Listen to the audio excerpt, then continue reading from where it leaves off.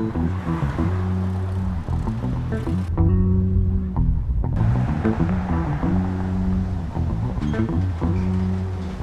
me start this talk with a fun but also very worrying fact. Did you know that farmers in the upcoming 30 years need to produce as much food as all farmers combined did the last 10,000 years to feed the population of 10 billion people in 2050? And not only that, they have to do that without destroying the planet even further. Because at the moment, our food production is the main culprit of the biodiversity decline by the expansion of farms into natural habitats, and it is also responsible for 20% of our greenhouse gas emissions. So how are we going to do this? How are we going to feed 10 billion people and still have a green and flourishing planet?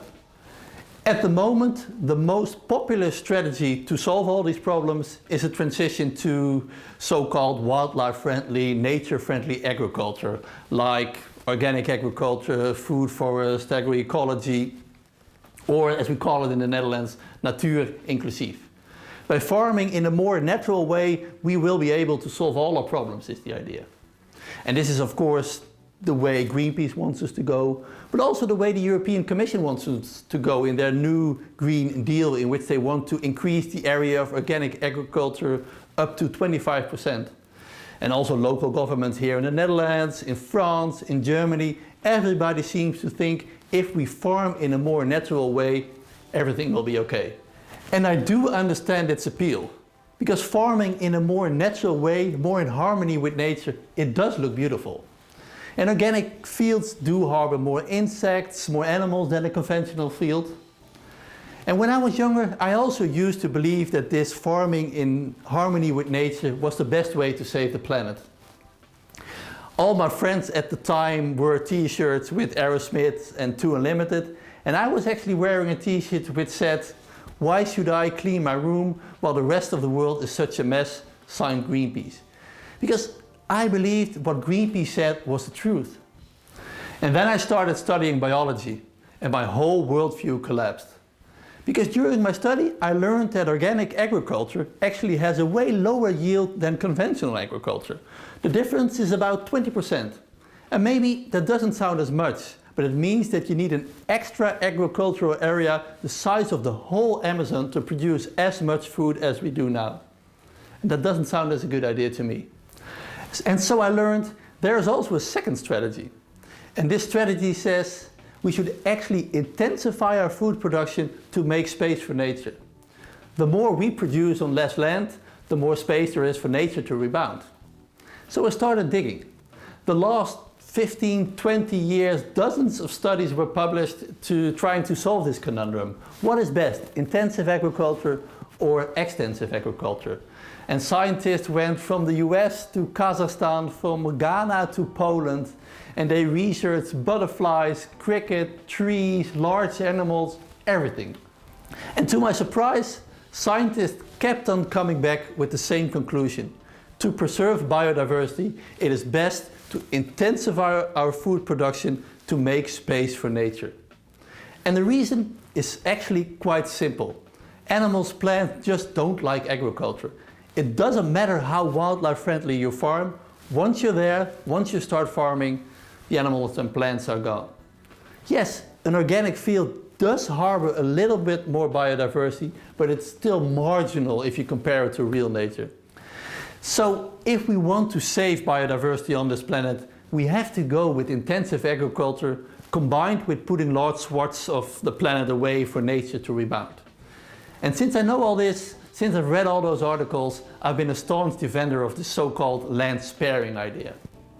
And when I'm at work or in the pub, I often talk to friends about this topic. And generally, they don't agree.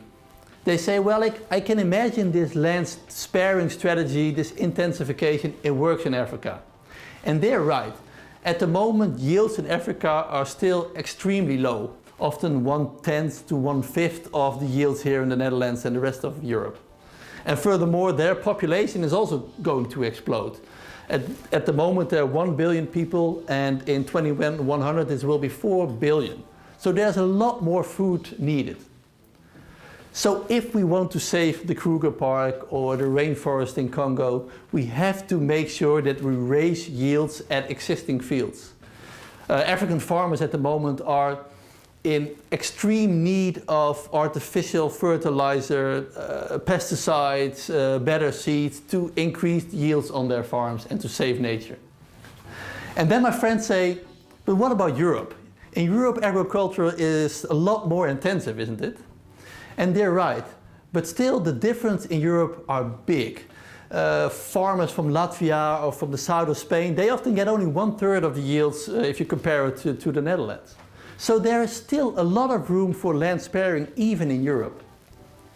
And Dutch research already in the 90s showed that if we in Europe concentrate our agricultural efforts on the most fertile soil, we can produce as much food as we do now on only 1/4 of the agricultural area. Can you imagine what you can do with the rest of this area? So 75% of Europe can be turned back into nature, recreation, whatever we want. It's going to be beautiful. And finally, my friends say, but what about Western Europe? We here live in the most intensively farmed area of the world. Sure, land sparing doesn't work here. And furthermore, we actually like our agricultural birds, like here, the black-tailed godwit. It's even our national bird. But even here in the Netherlands, in Germany, in France, land sparing works best. Because this godwit here is actually very picky. You won't get it back with a transition to organic agriculture. If you want your godwit back, you need to have farms like we had in the 50s with extremely low yields. So even for Western Europe, we need a land sparing strategy. But the freed up land shouldn't be converted to forest, but to cultural landscape, farms we had in the 50s. And those farms, they do produce a little food, but they're not that important for food production, they're more of a nature reserve. So if we want to preserve biodiversity in the Netherlands, in Germany, we need a 3-compartment systems. You have wild nature, you have intensive agriculture, and you have in between cultural landscape, which are there for the birds. So we solved the biodiversity crisis. On to the next major environmental problem, climate change. At the moment we are heading for a 3 degrees warmer world in 2100 with devastating effects on our society. And as it turns out, intensification is also the best way to tackle this problem. Because I recently found out that so-called land use change, so the transition of forests to farms, is actually the second worst contributor to climate change. There is more extra CO2 in the air to the cutting down of forests than there is to the burning of gas and oil. Only coal is worse. So if we want to stabilize the climate, we have to stop cutting down trees. We have to stop the expansion of farmlands into natural habitats. And even better, we should actually start producing more food on less land and start reforestation. And there's one big final advantage of intensive agriculture, and that it's a safeguard to new pandemics. Because the main reasons of the emergence of new viruses is actually us barging into natural habitat, coming in contact with all kinds of animals and plants. Because at the moment humans use 50% of this planet for their food and their living. And back in 1400 it was only 3%. And that means that we come in contact more with bats, pangolins, apes, and thus with new viruses.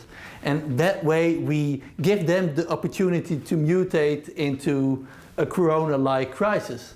So if we want to safeguard us from the new pandemics in the 21st century, we have to make sure that we do produce more on less land. So knowing all this, to me it is mind-blowing that we here in Europe choose organic agriculture, extensive agriculture to solve our problem. The opposite is actually true. We should intensify our food production to save this planet. This means we need a radical new agricultural policy. I believe we should have the guts to say, okay, at the moment we use 50% of the planet. In 2050, this will only be 30% and we give the rest back to nature.